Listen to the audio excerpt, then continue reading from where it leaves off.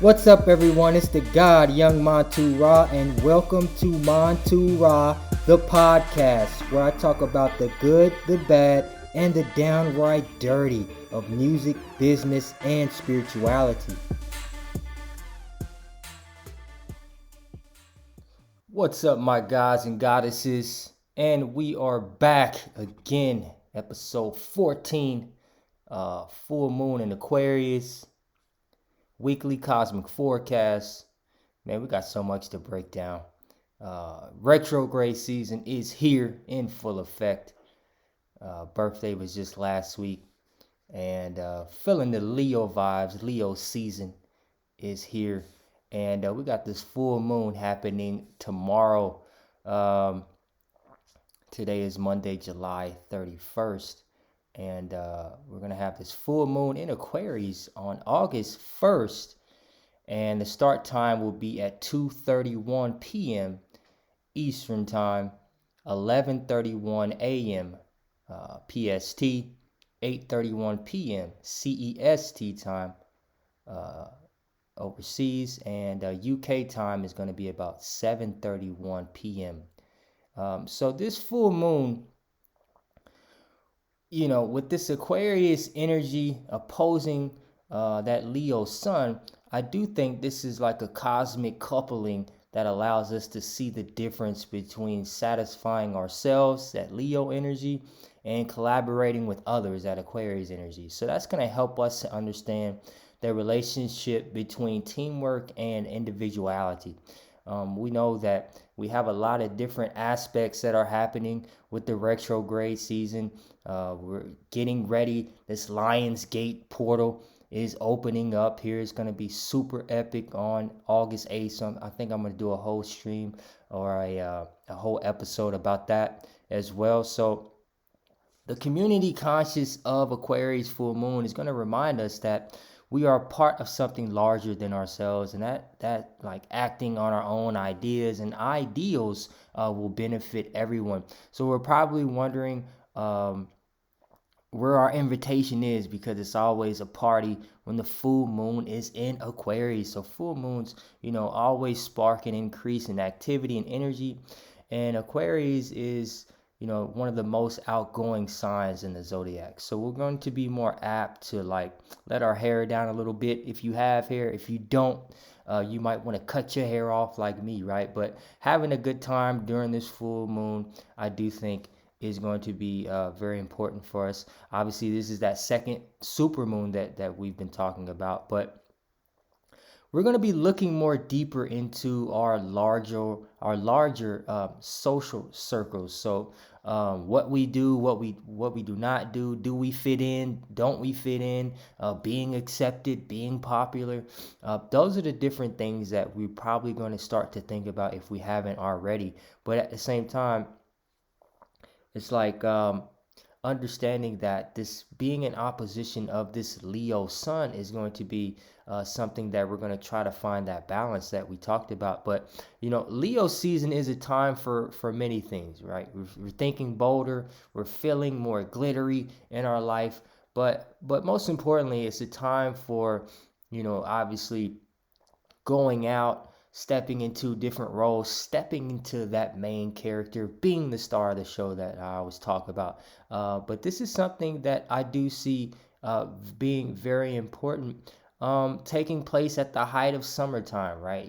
Sun traveling through its home sign inspires expressing ourselves in a way that we may not always have the courage to do during any other time of the year. So that is something very important. I've been talking a lot about promoting ourselves, promoting what we're doing, speaking our truth, regardless of whatever situation it is. However, with our with our newfound sense of this self-esteem can also come with some unpopular opinions from the outside world. So since Venus is currently retrograde in Leo, it's been easier to ruffle feathers by simply being our most authentic self. And I love to go against the grain. So definitely ruffle those feathers. But luckily, as the upcoming full moon prepares to light up the sky, we're we're going to be far less concerned with who doesn't agree with our ways, or what we share with the world of just being ourselves. In fact, every zodiac sign will feel free to express their own personal truths without holding back during this coming month of August, right? So this super moon um, in Aquarius. So if you've been looking for some liberation from the beliefs of others, you'll be pleased to know that it's right around the corner, taking place on tomorrow, August 1st.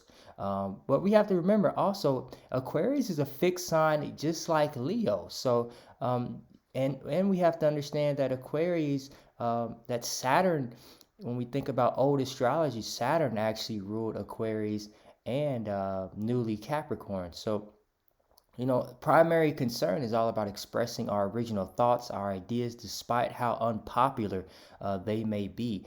So this is like an emphasis on every sign's desire to distinguish themselves from the views of the collective. I just recorded episode 13, The Dark Side of Spirituality. And this, I believe, has something that coincides with us being our unique self, not following the ways of the collective. If everybody's going one way, I'm going the opposite way.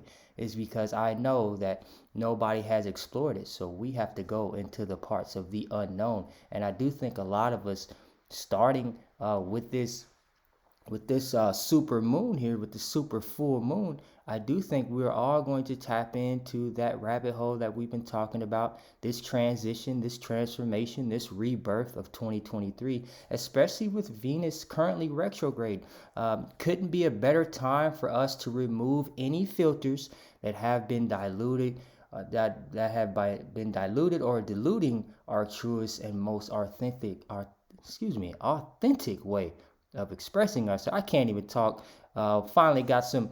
We're gonna have some air in the cosmos. So we're gonna use this full moon to be balanced, right? But what's special about this full moon in Aquarius, right? Because it's about Aquarius, it's about Leo, it's about forming this T square that is happening as well with Jupiter in Taurus. So a T square is going to take place when two or more planets are in opposition to each other, as they are during this full moon, while making a 90-degree angle to another planet. In this case, it's going to be Jupiter. So this is going to be about tension, right? We may feel like we have to take action, but that we are stuck between difficult decisions or circumstances. So we may need to step out of our comfort zone or rally for additional resources. So this T square that we're talking about is taking place between three planets in what we call the fixed signs. Man, this is epic. So we're talking Taurus, we're talking Aquarius, we're talking Leo. Um, Leo falls in the middle of summer, Aquarius in winter, Taurus in the spring. So we're dealing with a lot of this energy. Fixed signs are creative and steadfast, though, but at the same time can be very stubborn. So one lesson or message or theme I believe this full moon is representing is could be letting go of the past and confronting the ways we are resisting change. And that is epic for us to kind of talk about. Transitioning during this rebirth cycle for a lot of us, we have to be like water. We have to be flowy, and that is the element that we are missing here in regards to this T square, is that the water element, we have to flow. We have to, if we're going into a cup, we form into a cup. If we're flowing to a river, we flow into the river, right? So we can't get stuck in our own ideals, but at the same time, speaking our truth is something that is going to be it's going to be very important. But for this T square to become what we call that grand cross that we're talking about, is like all four zodiac signs belonging to the modality must be activated. Scorpio, which falls in the middle of autumn, would fill out our grand cross of fixed signs, and it could actually bring us intriguing insights on this T square. Scorpio may be asking us to embrace the unknown and welcome this transformation. So we've been talking a lot about transforming, talking a lot about what this 2023 retrograde season is here. Leo season is here. We got a full moon in Aquarius. This T square in Jupiter and Taurus is going to amplify our feelings though. And Leo season is bringing out the inner drama queen in all of us, or drama king. You know what I'm going to say. Say the drama for your mama. But the full moon in Aquarius also causes us to chill out and take a detached look at things.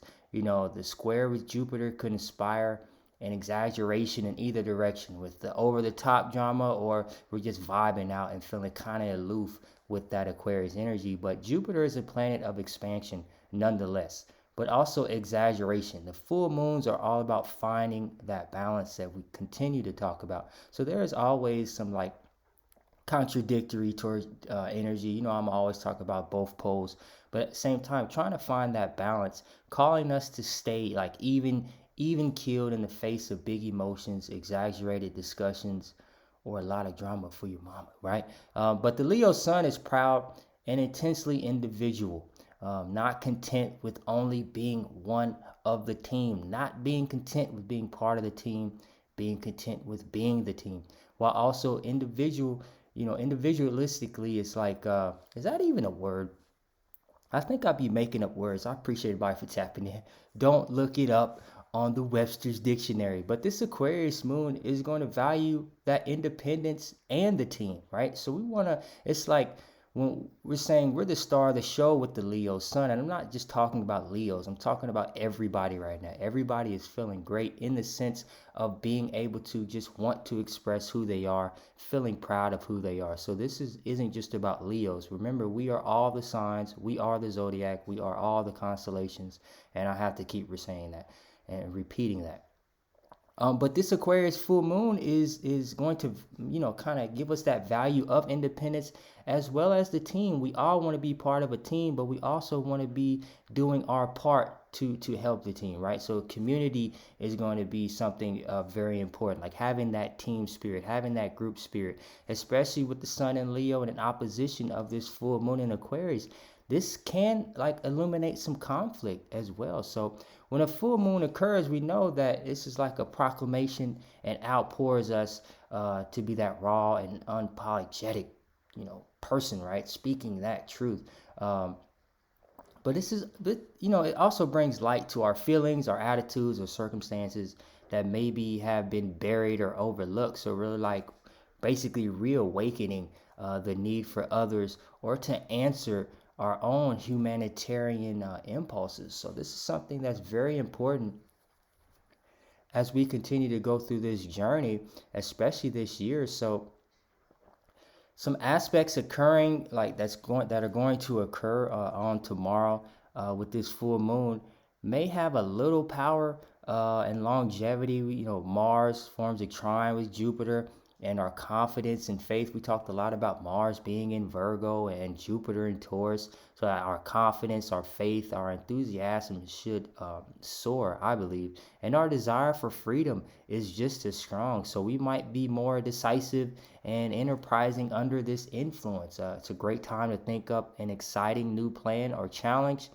Something moves us to take action to better ourselves, to better our life, to better the people around us as well. So we're going to possess that willpower, that energy necessary to achieve our goals. Positive attitudes create winning situations, and we can enjoy friendly competition here and there, right? So that is something to kind of understand as we continue to go through this full moon cycle. But I want to talk briefly about some themes for the elements, right? We're talking fire, earth, air, and water, right? So for my fire signs, Aries, Leo, and Sag, we're going to release any relationship situations or bad habits that are keeping us stuck and don't feel like they are aligned with our purpose. For my earth signs out there, Taurus, Virgo, and Capricorn, step into your power by being your authentic self and releasing society's expectations of you.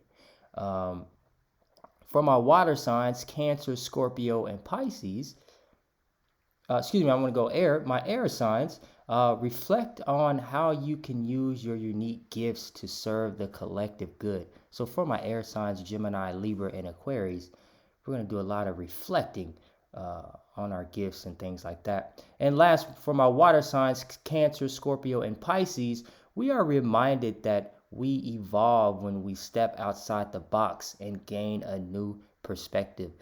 So we could all kind of relate to this entire message, regardless of where our energy is. Excuse me. But I do think they all are kind of relevant to, to this energy as a whole, right? A few other themes I want to talk about with this Aquarius full moon is releasing outdated people, thoughts, and behaviors is going to be very important. Evolve and change. Remember, Aquarius is an air sign. Some people think it is water sign. This is the air. This is stimulating us to step outside the box, to release those expectations of others.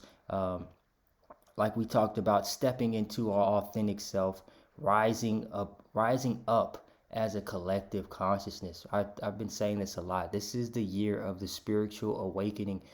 This is epic for all of us, and I do believe this is that time that we like break free. We start to break free, wanting to seek our own.